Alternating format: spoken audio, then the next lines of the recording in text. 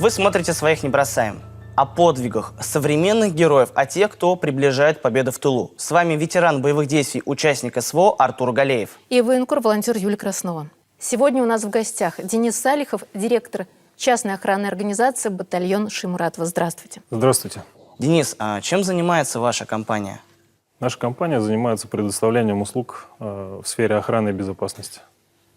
Ну, и она с таким говорящим названием «Батальон Шаймуратова». Как это родилось? Как пришла идея? Да, эта идея возникла у участников специальной военной операции, у ветеранов боевых действий. Наш многим известный боец с позывным «Медведь», он был инициатором создания этого предприятия. И летом 2023 года они попросили ребят здесь на гражданке открыть предприятие.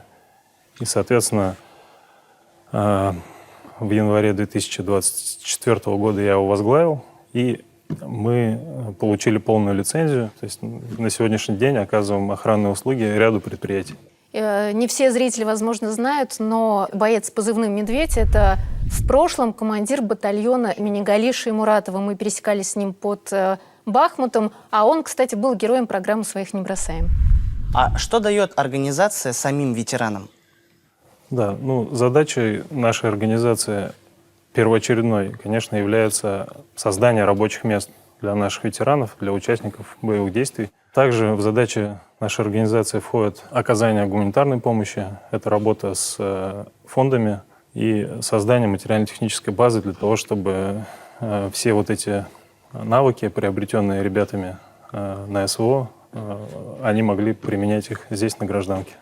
А идут к вам участники СВО на работу? Как устраиваются? Да, ребята к нам устраиваются, безусловно.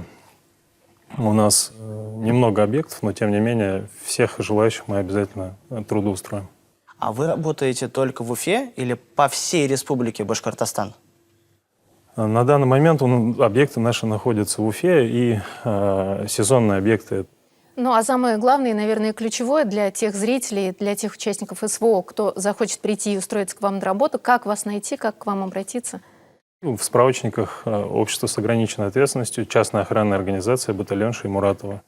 Располагаемся мы по адресу Рыльского, 12. И это ведь наверняка не реклама, это просто возможность тем бойцам, кто возвращается со специальной военной операции, трудоустроиться и в первую очередь адаптироваться к мирной жизни, применить свои навыки. А это очень важно сейчас. Да, конечно. И вот командир батальона Шаймуратова в прошлом, он именно этим и руководствовался, когда обратился с просьбой открыть это предприятие. Потому что ребята ждут приближения нашей победы, ждут возвращения домой, конечно же, и хотят, чтобы они были востребованными на гражданке, чтобы у них были рабочие места. Конечно, безусловно, законодательно закреплено за нашими воинами сохранение рабочих мест, но с учетом их приобретенного опыта на специальной военной операции, они будут высококлассными специалистами в области безопасности. Вот мы говорим об участниках СВО и об их навыках. А это ведь и навык работы с беспилотными летательными аппаратами, с системами радиоэлектронной борьбы. Вот скажите, пожалуйста, как их можно применить в нашей гражданской охране? Сегодня это очень актуальные вопросы. Во-первых, мы все смотрим телевизор и видим, какими угрозами и атаками подвержены наши предприятия. Очень глубоко, очень далеко от линии фронта, это происходит. Поэтому объекты ВПК, объекты ТЭК, да и, в принципе, других отраслей — это объекты, которые требуют применения вот этих навыков и знаний борьбы с беспилотными летательными аппаратами, использованием систем радиоэлектронной борьбы, маскировки, сеток. Ребята ведь на фронте, они получили колоссальный опыт. Они выполняли абсолютно виртуозные задачи. Казалось бы, даже нереальные, фантастические где-то. Поэтому этот опыт вряд ли где-то можно получить здесь, на гражданке, подобный. И ребята не только могут его применять сами, наши дорогие ветераны, участники специальной военной операции, но и этому могут обучать других.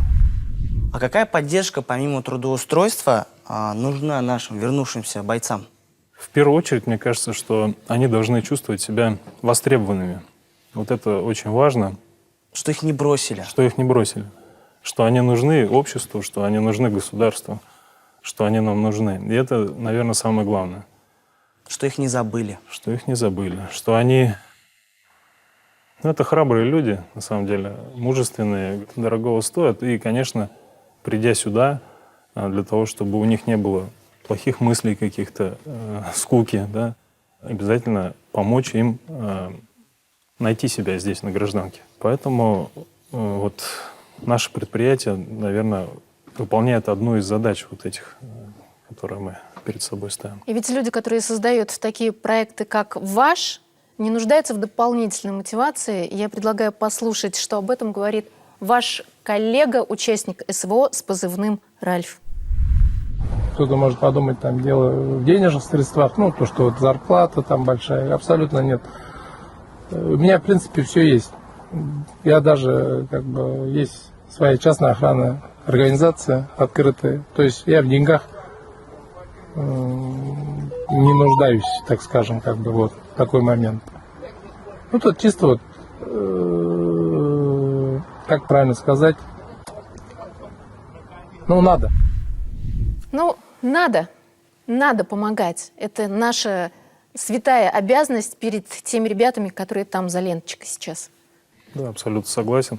Кстати, Ральф принял решение пойти подписать контракт и принять участие в боевых действиях на территории проведения специальной военной операции после того, как ВСУ вторглись в Курскую область.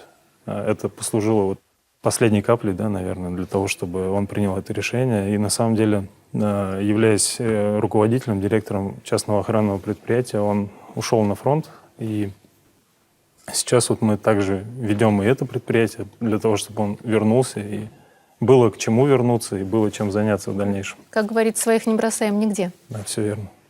Вы вице-президент Федерации самбо Республики Башкортостан, верно? И победитель конкурса «Лидеры Башкортостана». У вас такой мощный послужной список. Наверняка вот этот опыт в спорте вам пригождается. А в чем? Ну, спорт у нас... Ну, и я знаю, что и вы играете в хоккей, и Артур, и вы, Юля, и я тоже люблю этот вид спорта. Любой вид спорта, борьба, хоккей, командные виды спорта, они нас учат быть, преодолевать себя, учат бороться с трудностями, учат идти вперед, несмотря ни на что. Поэтому... Да, вот я вот играю в хоккей, и я стою на воротах. Я всю жизнь мечтал поиграть в хоккей, вот именно в амплуа вратарь. Но несмотря ни на что, несмотря на свое тяжелое ранение, я все-таки не упал духом, а наоборот стал на воротах и надежно их защищаю. Я восхищаюсь вами, Артур, наблюдая за играми в Башкирской любительской хоккейной лиге. С большим трудом представляю, как это вам удается все, потому что я пробовал играть в воротах, и это абсолютно здоровому человеку непросто. Ну да, это там даже просто трудно стоять. Кстати, в нашей республике Башкортостан сейчас открылся набор по слэдж-хоккею для ветеранов, и они играют в адаптивный вид спорта. Ну, мы сегодня говорим о хоккее, да, вот так сложилось. А ведь Раид Фаридович Хабиров тоже играет в хоккей. Насколько знаю, Артур с ним играл, но он легко справляется, ловит шайбу одной левой, я сама видела. Да, но Раид Фаридович меня забивает. Да? Ну, всем забивает. Ему можно.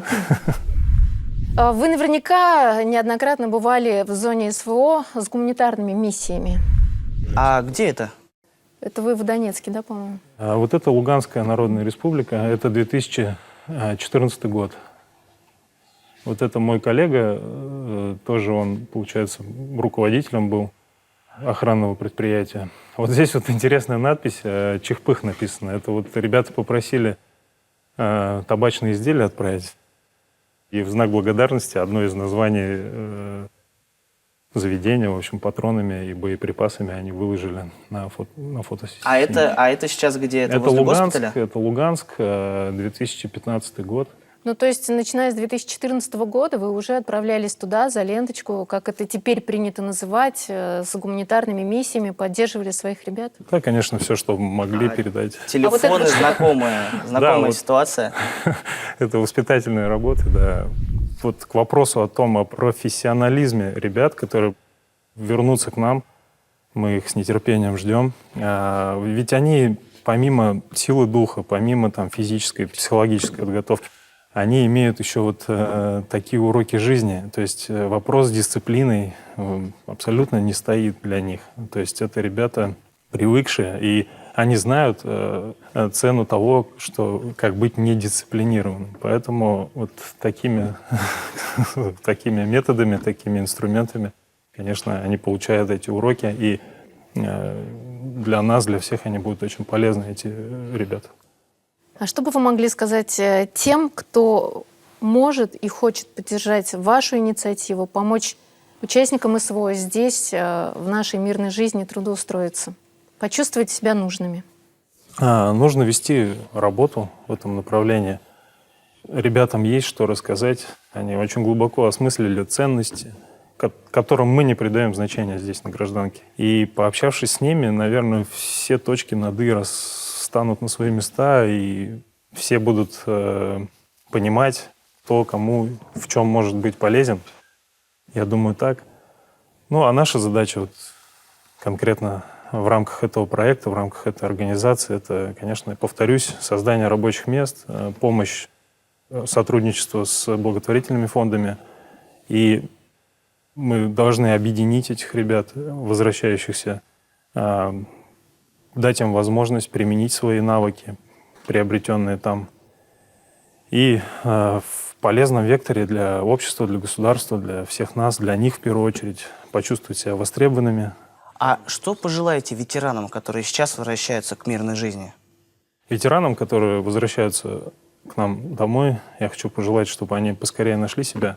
Вот эту нагрузку психологическую, физическую, поскорее себя стряхнули и начали радоваться жизни. Мы все на это надеемся. Жизнь не заканчивается, она только начинается. Даже несмотря на какие-то военные травмы, те люди, те бойцы, которые там были, у них появилась ценность жизни. Спасибо большое, что пришли к нам в студию. Удачи в вашем проекте и как можно больше берите на работу участников специальной военной операции. Спасибо вам за то, что вы меня пригласили. Я надеюсь, что благодаря этой передаче, этому эфиру о нас узнают больше количество людей, и мы будем полезны для них. Спасибо, приглашайте еще. Спасибо за ваш труд. А мы напоминаем, что сегодня у нас в гостях был Денис Салихов, директор частной охранной организации «Батальон Шеймуратова», который занимается трудоустройством участников специальной военной операции. Увидимся через неделю. Победа будет за нами.